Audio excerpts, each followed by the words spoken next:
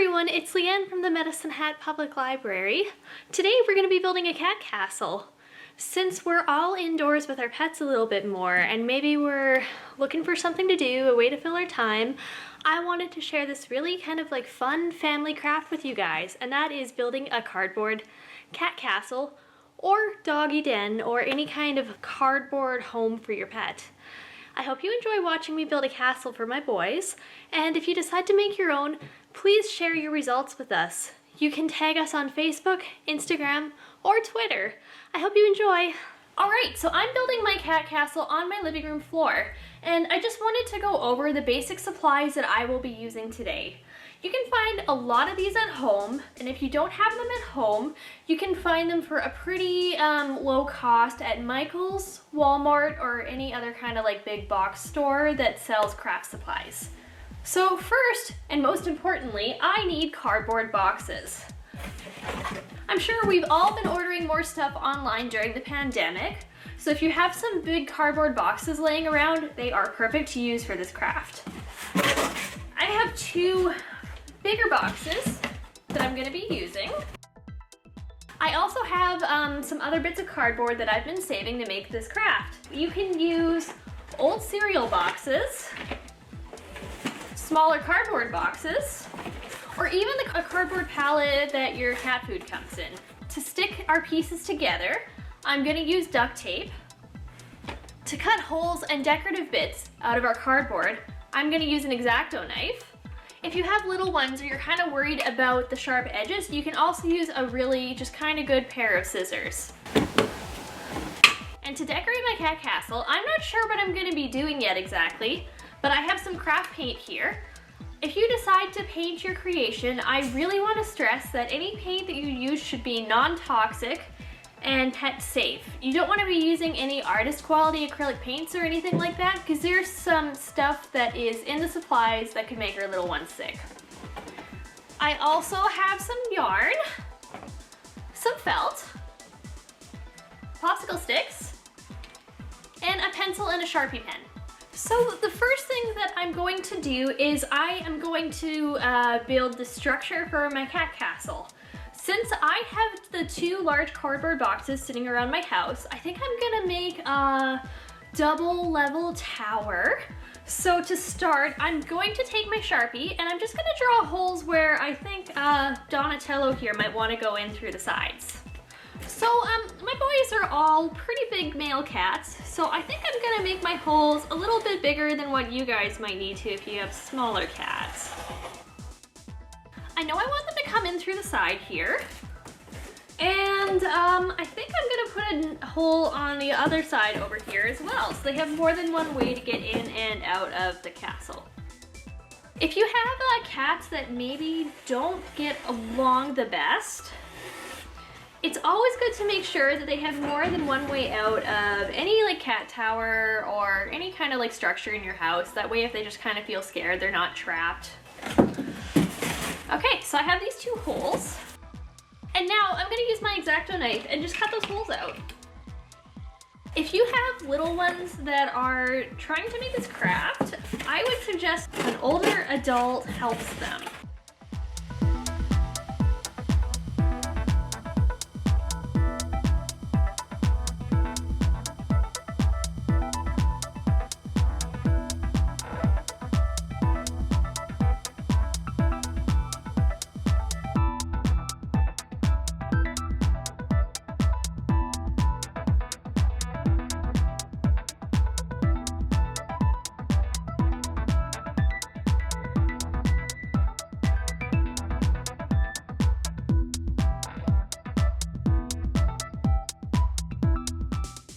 So, since I want our cat castle to be 2 levels, I'm gonna have to seal the top of the box up, and then I'm gonna have to cut a hole in the top here so that when they're inside, they can jump up and into the second level.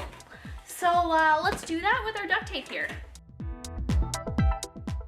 My cats are pretty big boys. Our lightest one is around 13 pounds, so I just really want to make sure that I'm making everything nice and sturdy. So if they decide to lay in here, they're not going to fall through and hurt themselves or give themselves a big spook.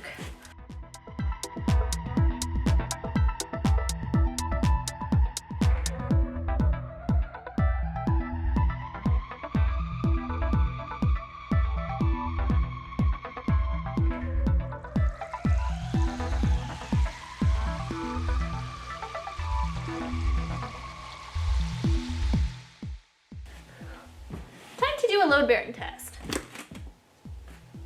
Seems like we're pretty good. So then I'm gonna go in and I'm just gonna draw the hole I want to cut right here. You don't want to put the hole right in the center because you want there to be a space for your animal to lay in the top level if they want to, if they decide to.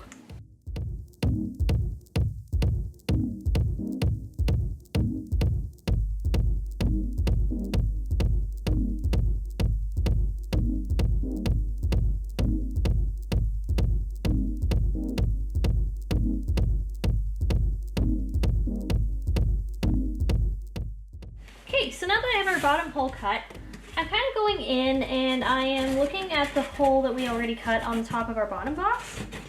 And I'm just drawing it on the bottom of the top box in Sharpie.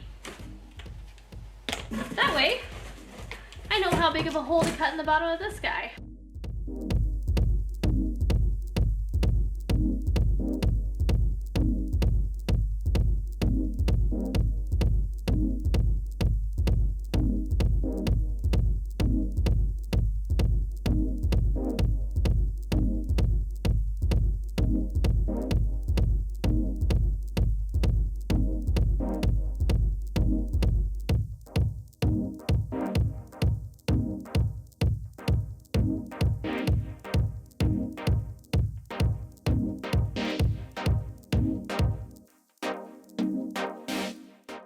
So as we can see, the holes line up pretty well. I'm gonna tape my two boxes together and then I'm gonna go in and I'm just gonna kind of clean up the edges so the cats do not hurt themselves.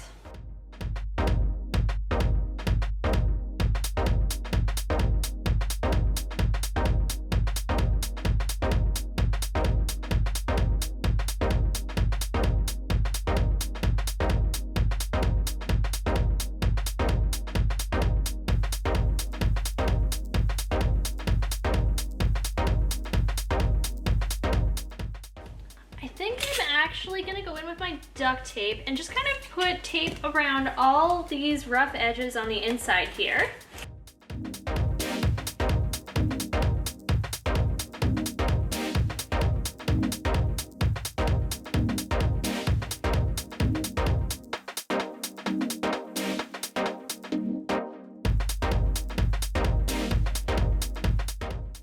So as we can see, I kind of went in with duct tape and I covered all the little jagged edges on the hole that I cut in the second level of the cat tower here.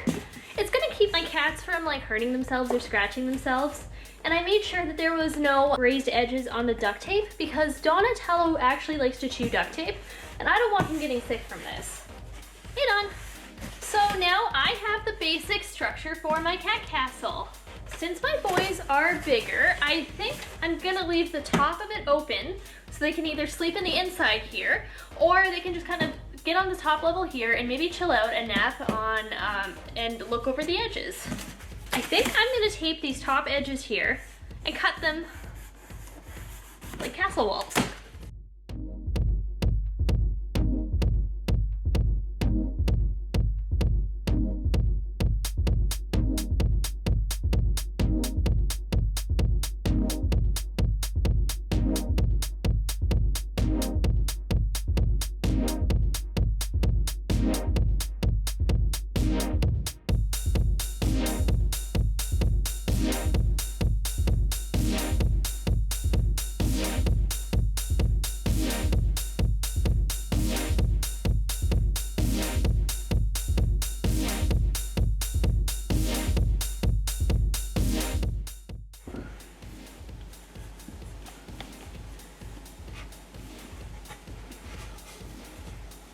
Dunlop doesn't know what to think.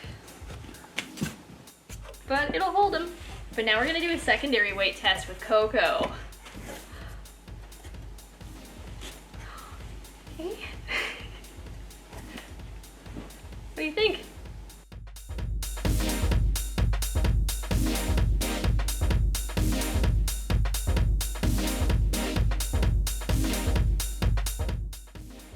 And now we're testing it with Donatello. Hi, Dawn.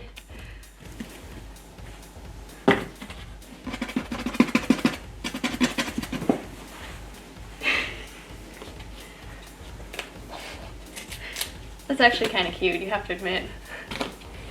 It passes the weight test.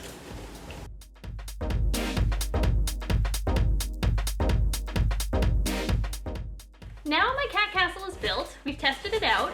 It passes the inspection. So we're gonna decorate it. So I'm gonna start decorating my castle, and I'm gonna do that by putting a little cardboard honeycomb wall on the side.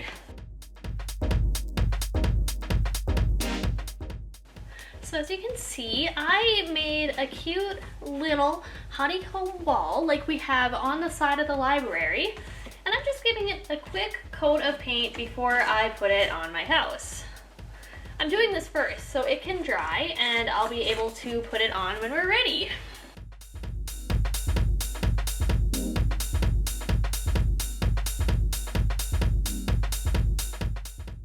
And I'm just gonna put this to the side to dry for a few minutes.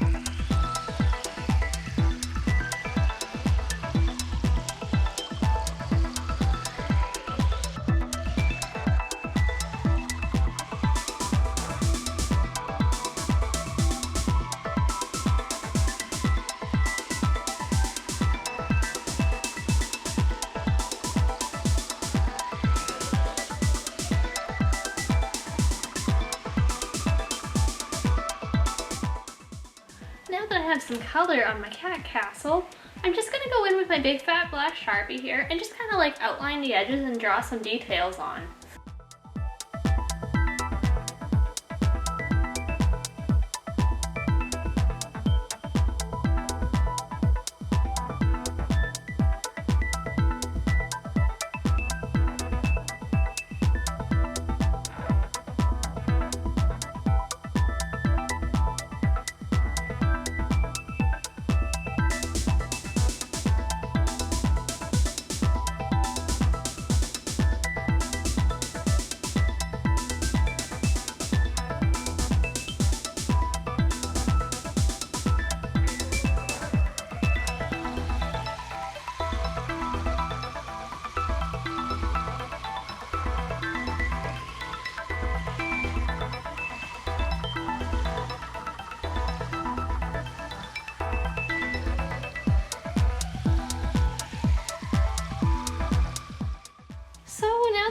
Some paint and drawn some little decorations and details on. The last thing I'm gonna do is use my yarn here and just kind of try and make a fun little yarn flag for the cats to play with. Cats love dangling string, so if you can incorporate it into your castle somehow, they will love you for it.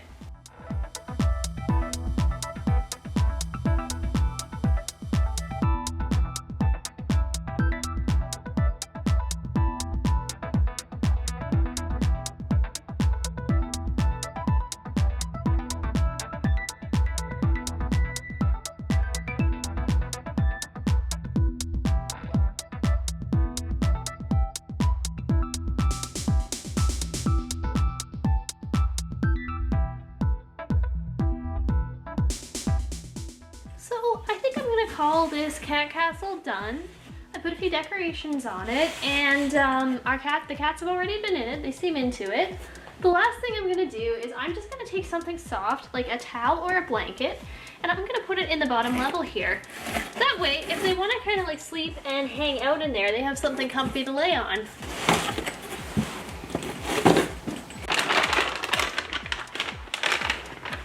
The best way to get your cats into the tower is to use treats.